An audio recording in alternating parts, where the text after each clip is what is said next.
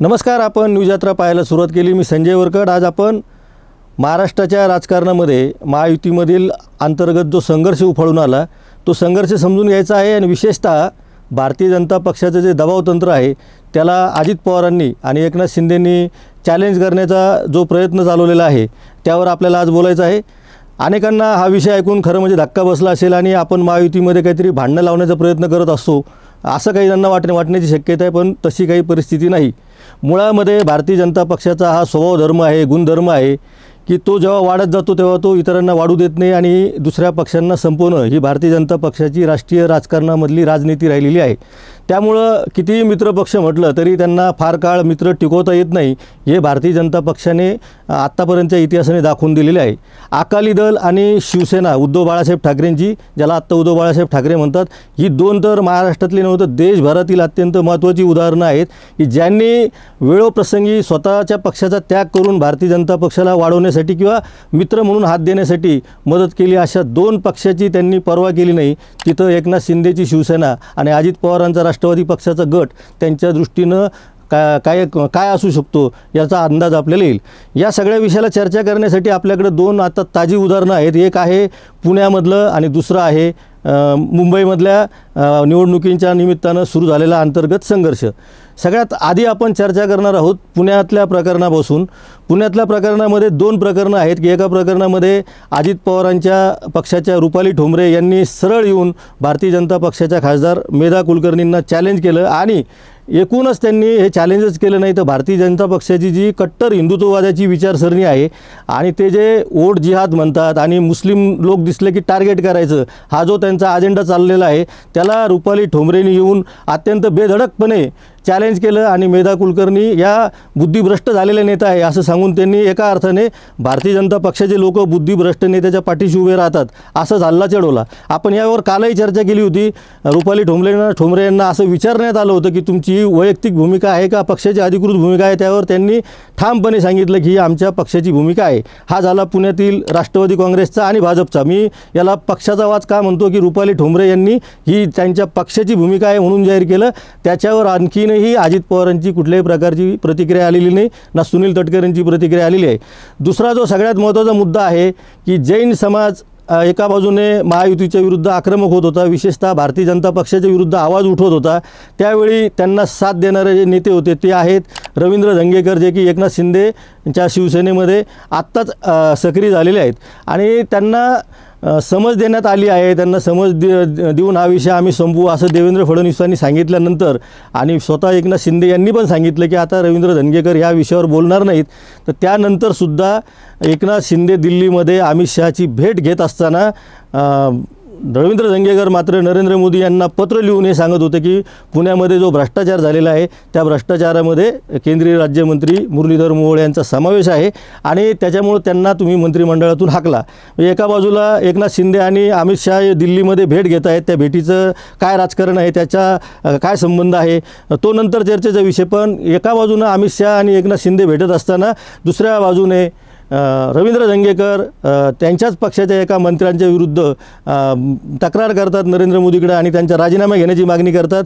सगळ्यात विशेष म्हणजे मुरलीधर मोहोळ यांनी एक दिवस आधीच देवेंद्र फडणवीस यांची भेट घेऊन पुण्यातल्या प्रकरणाविषयीची सगळी माहिती त्यांना दिली होती आणि त्यानंतर पुन्हा रवींद्र धंगेकर आक्रमक झाले आणि त्यांनी थेट पंतप्रधान नरेंद्र मोदी यांनाच पत्र लिहिलं। आता या दोन घटना आपण यामुळं चर्चेला घेत आहोत की आगामी महापालिका आणि जिल्हा परिषद निवडणुकांमध्ये अनेक ठिकाणी काय झालं की एकमेकांच्या विरुद्ध दबावतंत्र वापरायला सुरुवात झालेली आहे। ठाण्यामध्ये तर भाजप विरुद्ध भाजप अशीच आता सध्या लढाई सुरू झालेली आहे। तो नंतर मुद्दा, पण ज्या एकनाथ शिंदेंना छत्रपती संभाजीनगर, ठाणे आणि मुंबई या तीन ठिकाणी खूप स्वारस्य आहे आणि त्यांना असं वाटतं की या तीन ठिकाणी भारतीय जनता पक्षाने आपल्याला कुठल्याही प्रकारची पाठीत खंजीर खुपसू नये म्हणून कुठल्या तरी पद्धतीनं आपल्या कुठेही झुकायचं नाही या पवित्र्याने एकनाथ शिंदे आता सध्या कामाला लागलेले दिसत आहेत। एकनाथ शिंदे हे बोलत काही नसले तरी ते आतून खूप नाराज आहेत। त्यांचं आणि भारतीय जनता पक्षामध्ये काहीतरी चलबिचल सुरू आहे अशा बातम्या वारंवार येत आहेत। दिल्लीला जाताना सुद्धा अचानक ते दिल्लीला जातात, कधी दरेगावलाच जातात. त्यामुळं या सगळ्या विषयांमुळं देवेंद्र फडणवीस आता एक शांततेची आणि एका बाजूला आपल्या मुख्यमंत्रीपदावर शांतपणे काम करण्याची भूमिका घेताना दिसतात. या सगळ्या परिस्थितीमध्ये राजकीय भाष्य करण्यास टाळतात. अधूनमधून ते विधान करतात की आमची मैत्री पक्की आहे आणि आम्हाला तुम्ही किती भांडणं लावण्याचा प्रयत्न केला. त्यांनी ते एकदा शब्द वापरला की किती काड्या केल्या तरी आमची काही मैत्री तुटणार नाही. त्यामुळं आपणही त्यांच्या काड्याच करतो आहोत असं अनेकांना वाटू शकतं, पण काड्या करण्याचा इथं प्रश्न उद्भवत नाही. मुरलीधर मोहोळांचं प्रकरण हे अत्यंत गंभीर प्रकरण आहे. खरं म्हणजे जैन समाज हा भारतीय जनता पक्षाचा सर्वार्थाने समर्थक असलेला सध्याच्या काळातला म्हणतो, सर्व काळ असं कोणतीच जात आणि कोणताच धर्म आणि कोणतेच मतदार हा कुठल्या तरी एका पक्षाला बांधील नसतो. कालांतराने काही बदल होतात, मतदारांची मानसिकता बदलत जाते. आत्ताच्या काळामध्ये मात्र सत्तांतर झाल्यानंतर जैन समाजाचे कबूतरखान्याचा मुंबईतला मुद्दा असेल किंवा मुरलीधर मोहोळांच्या माध्यमातून झालेला भ्रष्टाचार आहे असं रवींद्र धंगेकर सांगतात. त्यामुळं भाजपच्या पासून दूर चाललेला महाराष्ट्रातला हा जैन समाज सध्या आक्रमक झालेला आहे आणि त्याविरुद्ध आवाज उठवायला सगळ्यात आधी जे पुढं आलेले आहेत आणि शेवटपर्यंत टिकून राहिलेले ते आहेत रवींद्र धंगेकर यांना समज दिली असं एकनाथ शिंदेंनी पण सांगितलं होतं. मात्र रवींद्र धंगेकर आजसुद्धा माध्यमांसमोर आले आणि त्यांनी हेच सांगितलं की मला एकनाथ शिंदे यांनी समजावून सांगितलं की तुम्ही 2 दिवस शांत राहा. आता खरं म्हणजे हे येऊन प्रेसला सांगायचं असतं तर 2 वाक्यामध्ये त्यांनी सांगितलं असतं की मला एकनाथ शिंदेंनी शांत राहायला सांगितलेले, त्यामुळं मी आता काही बोलणार नाही. योग्य कारवाई झाली नाही तर मी आंदोलन करेन, तोपर्यंत मला या विषयावर कुठलंही भाष्य करायचं नाही. तरीसुद्धा रवींद्र धंगेकर विस्तारानं काय झालं काय नाही पुढं काय होऊ शकतं असं बोलत राहिले. आणि सगळ्यात धक्कादायक असं आहे की रवींद्र धंगेकरांनी या सगळ्या बोलताना चंद्रकांत पाटलांचं नाव घेतलं. आता चंद्रकांत पाटील म्हणजे गिरीश महाजन आणि चंद्रकांत पाटील हे अशी नावं आहेत की आत्ता सध्याच्या घडीला तरी देवेंद्र फडणवीसानंतर भारतीय जनता पक्षामध्ये महाराष्ट्रात कोणतं हे 2 नावं प्रामुख्याने पुढे येतात. आणि रवींद्र धंगेकर सरळ असं सांगतायत की आता यानंतरचा नंबर हा चंद्रकांत पाटलांचा आहे आणि मी चंद्रकांत पाटलांच्या डोळ्यात पाणी आणून दाखवील तरच मी शांत बसेन. तर ही जी धमकी आहे तर ही चंद्रकांत पाटलांना पण आहे आणि भारतीय जनता पक्षाला पण आहे. आता याच्यावर काय समजूत घातलेली होती एकनाथ शिंदे यांनी ते आपल्याला लक्षात येईल. एकनाथ शिंदेंनी खरंच जर समजूत घातली असती तर रवींद्र धंगेकरांनी असं विधान केलं असतं का पुण्यामध्ये येऊन? तर याचासुद्धा आपल्याला विचार करायची गरज आहे. याचा अर्थ दबावतंत्राचं मोठं राजकारण आहे आणि हे दबावतंत्राचं राजकारण जर केलंच नाही तर असं आहे की ते भारतीय जनता पक्ष आपल्याला गिळून घेईल ही भीती कुठंतरी दोन्ही पक्षाला, अजित पवारांना पण वाटते आहे आणि एकनाथ शिंदेंना सुद्धा ती वाटती आहे. त्यामुळं आपल्याला जर शांत बसून राहिलो ना, आपण आपलं म्हणणंच सांगितलं नाही की लाडकी बहिणीसारखी योजना आपण महाराष्ट्रात आणून पण आपल्याला मुख्यमंत्री पदावरून पाय उतारावं लागलं. त्याचं एक वेगळं कारण आहे, त्याच्यात संख्याबळाचा विषय आहे. या सगळ्या नंतरसुद्धा जर महाराष्ट्रामध्ये भारतीय जनता पक्ष मित्रपक्षांना दबावतंत्राने संपवणार असेल तर ते एकनाथ शिंदे खपवून घेणार नाही. त्यामुळंच कुठंतरी आम्ही या पक्षाच्या विरुद्ध उठाव करू शकतो आणि या पक्षाने घेतलेल्या एखाद्या निर्णयाला आम्ही चॅलेंज करू शकतो. हे पुण्यामध्ये रवींद्र धंगेकरांनी दाखवून दिले. समजूत घातली असं 3 वेळेस सांगितल्यानंतरही जर कोणी ऐकतच नसेल तर मग याच्यावर खरंच कंट्रोल पक्षाचा आहे की नाही असा पण प्रश्न येतो. त्यामुळं रवींद्र धंगेकरांची आजची जी प्रतिक्रिया होती ती बोलकी होती आणि त्या एकनाथ शिंदेंच्या आणि भारतीय जनता पक्षामध्ये काय एकूण वातावरण तापलेलं आहे ते सांगणारी प्रतिक्रिया होती. या सगळ्या गडबडीमध्ये एक बातमी अशी पण आली की शरद पवार ज्या संस्थेचे अध्यक्ष आहे वसंतदादा शुगर इन्स्टिट्यूट त्यालाही नोटीस दिलेली आहे. नंतर असा खुलासा झाला की अशा प्रकारची कुठलीही नोटीस दिलेली नाही. मी आधी जो उल्लेख केलेला आहे की भारतीय जनता पक्ष हा पक्ष गिळत जाणारा पक्ष आहे. छोटे पक्ष गिळायचा हा भारतीय जनता पक्षाचा इतिहास आहे. याच्यावर आपण चर्चा करू शकतो, आपण हे सिद्ध करू शकतो.